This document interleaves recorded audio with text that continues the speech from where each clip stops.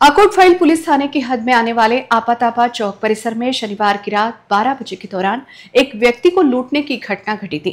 लूटमारी करने वाले 4 युवकों को पुलिस ने गिरफ्तार किया। पुलिस की जांच में आरोपियों ने अपना अपराध कबूल किया है।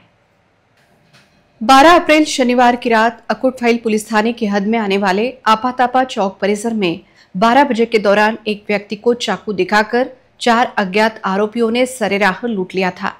लूट की इस वारदात की शिकायत फरियादी ने अकोट फाइल पुलिस थाने में की थी। फरियादी द्वारा आरोपियों को लेकर दी गई जानकारी के आधार पर पुलिस ने तुरंत अपराधियों को पकड़ने के लिए योजना बनाई।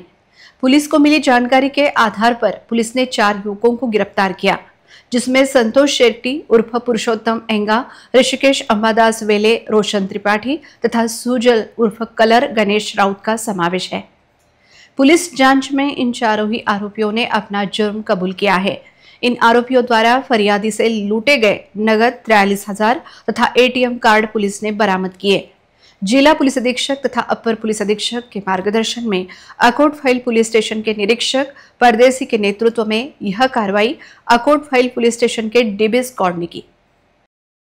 शनिवार दिनांक 12/4/25 रोजी रात्री 12:30 ची घटना आहे।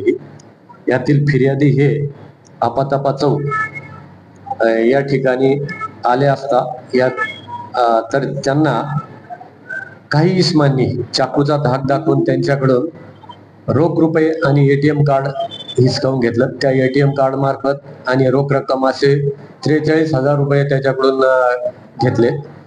तर त्यात तो पोलीस स्टेशनला आल्यानंतर त्याने झालेली घटना पोलिसांना कळवली।